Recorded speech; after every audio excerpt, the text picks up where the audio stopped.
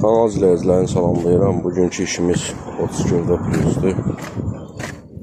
Deməli, avtomobili işə salanda bax.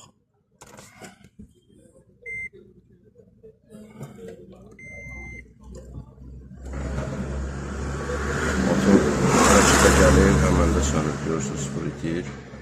Burada çek hibrid sistem. Diagnostika etdik. B0A08 264 pad kodu ilə DC konverter. Hal-hazırda yoxlanış edib sizə göstərəcək səbəb.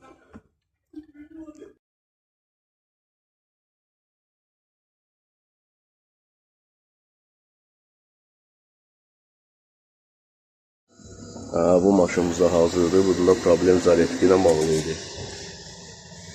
Baxın, indi ışıq kuprosu tərsinə salmışam, onun üçün mənfidə göstərir. 14.06. Yenə də həmişə kimi problem mobillərdə çıxdı.